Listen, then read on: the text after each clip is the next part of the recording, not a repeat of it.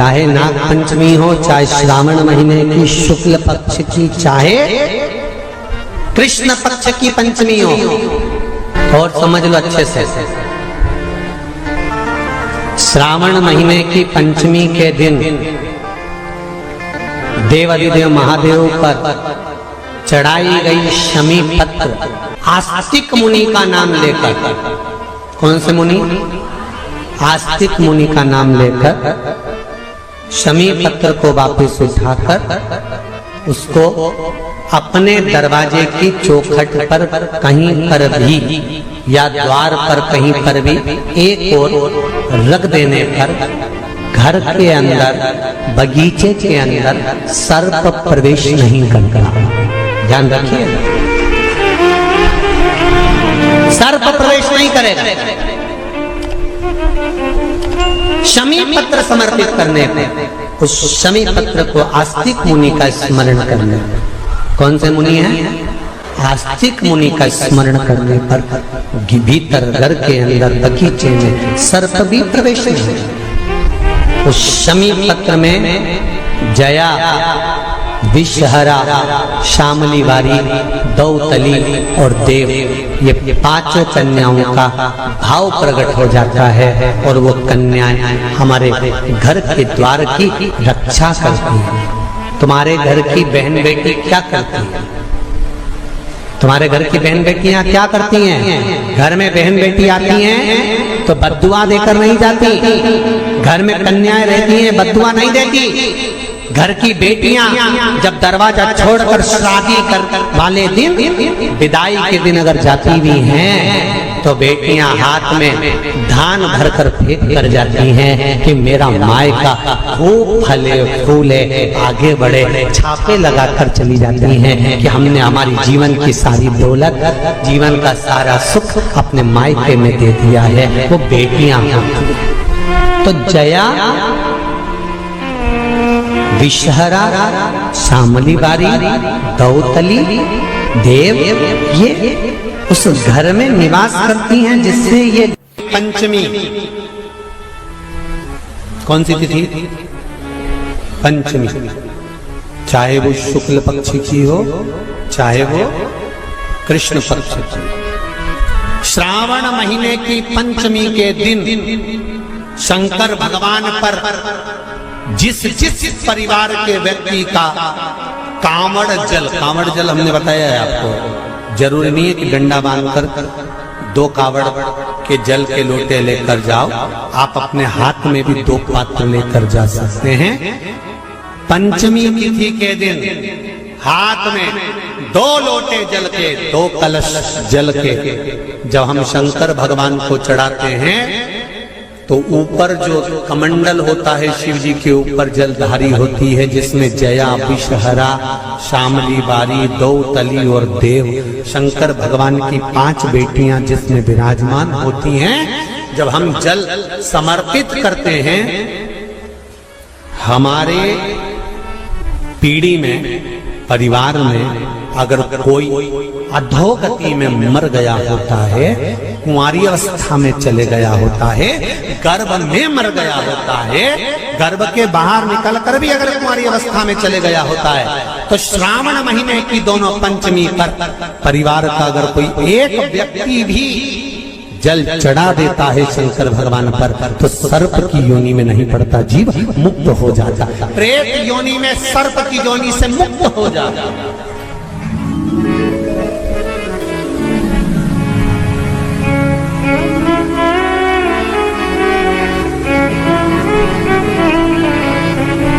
महाराज, हमारे यहाँ सांपों की पूजन कौन से दिन होती है, कौन सी तिथि में करते हैं? जम के बोलो जरा। नाग पंचमी। नाग पंचमी का मतलब क्या है? सांपों की पूजन करो। नाग पंचमी का मतलब होता है शंकर जी के मंदिर में जाकर 1 लोटा जल समर्पित कर दो। उसका कारण क्या है कि हमारे परिवार में, हमारे कुटुंब में कोई कुटुंब में, परिवार में कोई 7 पीढ़ी के अंतर्गत भी अगर कोई जीव तड़प रहा होता है, बड़ा हुआ होता है, उसकी मुक्ति नहीं होती है, तो पंचमी का चढ़ा हुआ जल उस जीव को प्राप्त हो जाता है और वो जीव तर जाता है, उसका फिर जन्म नहीं होता, वो तर। इसको मुक्तता कहते हैं, इसको मोक्ष कहते हैं।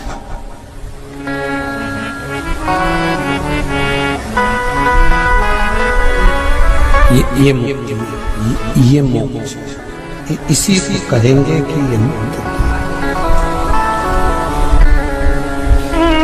महाराज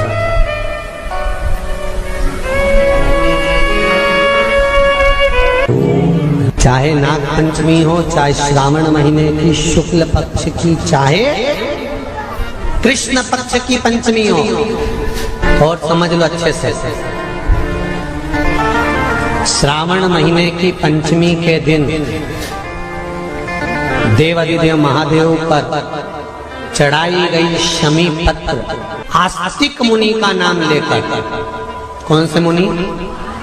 आस्तिक मुनि का नाम लेकर शमी पत्र को वापस उठाकर उसको अपने दरवाजे की चौखट पर कहीं पर भी या द्वार पर कहीं पर भी एक ओर रख देने पर घर के अंदर, बगीचे के अंदर सर्प प्रवेश नहीं करता। ध्यान रखिए, सर्प प्रवेश नहीं करेगा। शमी पत्र समर्पित करने पर, उस शमी पत्र को आस्तिक मुनि का स्मरण करने, कौन से मुनि है? आस्तिक मुनि का स्मरण करने पर भीतर घर के अंदर बगीचे में सर्प भी प्रवेश नहीं। उस शमी पत्र में जया, विषहरा, शामली वारी, दौतली और देव, ये पांचों कन्याओं का भाव प्रकट हो जाता है और वो कन्याएं हमारे घर के द्वार की रक्षा करती हैं। तुम्हारे घर की बहन बेटी क्या करती है? तुम्हारे घर की बहन बेटियां क्या करती हैं? घर में बहन बेटी आती हैं तो बद्दुआ देकर नहीं जाती। घर में कन्याएं रहती हैं, बद्दुआ नहीं देती। घर की बेटियां जब दरवाजा छोड़कर शादी कर वाले दिन, विदाई के दिन अगर जाती भी हैं तो बेटियां हाथ में धान भरकर फेंक कर जाती हैं कि मेरा मायका खूब फले फूले आगे बढ़े। छापे लगाकर चली जाती हैं कि हमने हमारी जीवन की सारी दौलत, जीवन का सारा सुख अपने मायके में दे दिया है। वो बेटियां तो जया, विषहरा, शामली बारी, दौतली, देव, ये उस घर में निवास करती हैं जिससे भगवान की जिंदगी किसने संवारी? ये नागलक्ष्मी है। वासुकी नाग बड़े, शेषनाग छोटे, और शेषनाग की जिंदगी अगर कोई संवारने वाली है तो ये नागलक्ष्मी, ये नागलक्ष्मी जीवन संवार। नागलक्ष्मी शिव जी की आराधना में लगी, शंकर के अनुमोदन में, शिव की भक्ति में दिन रात डूबी रहती, दिन रात।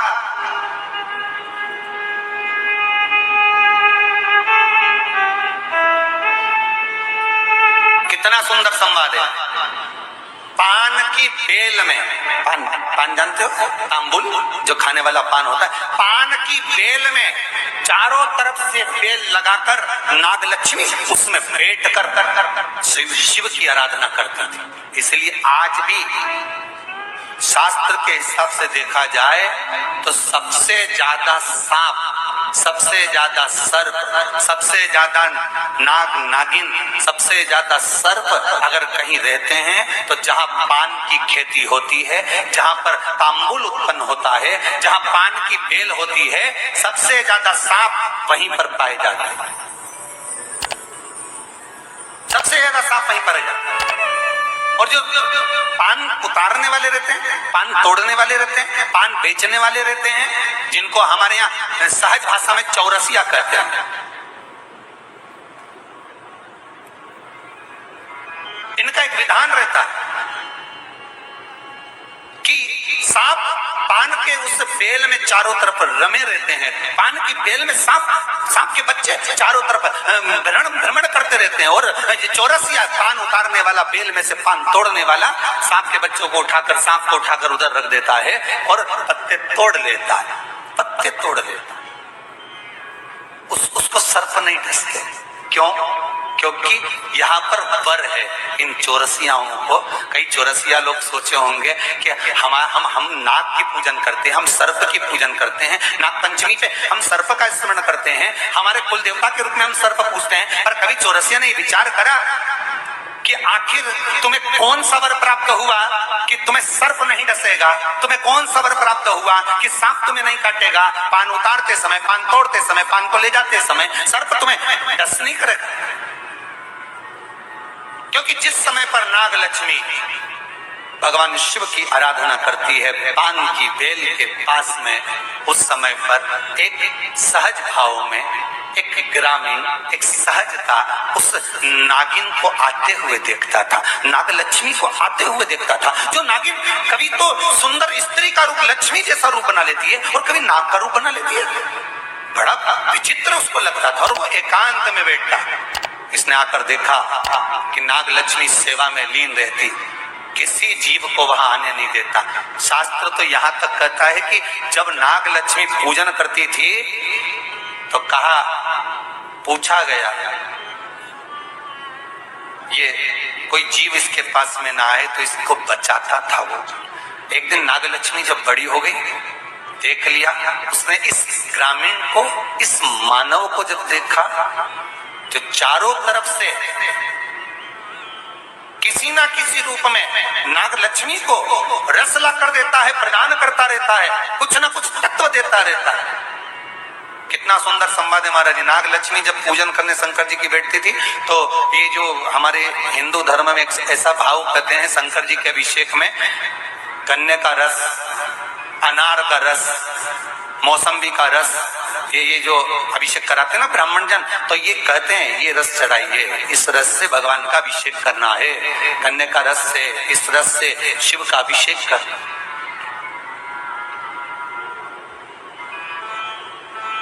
ला कर देता है, रख देता है। तो रोज नाग लक्ष्मी पर रोज आश्चर्य होता कि आखिर ऐसा कौन है जो लाकर रोज रख देता है? कौन है ऐसा?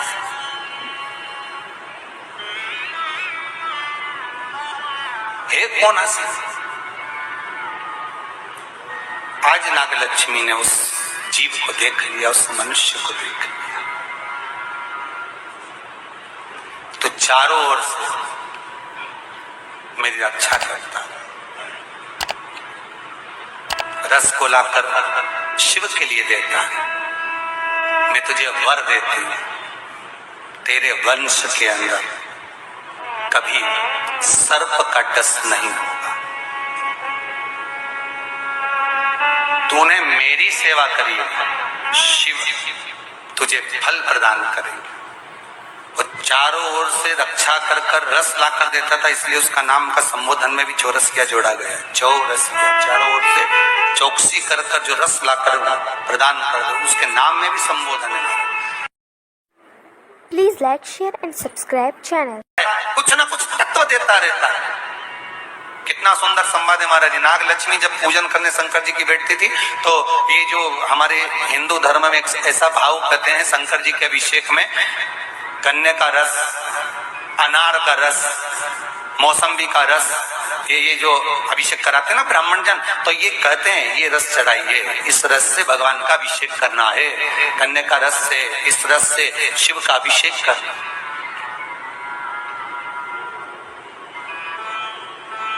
वो ला कर देता है, रख देता है।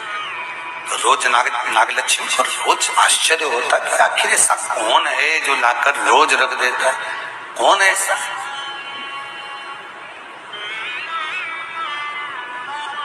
है कौन ऐसा? आज नाग लक्ष्मी ने उस जीव को देख लिया, उस मनुष्य को देख लिया,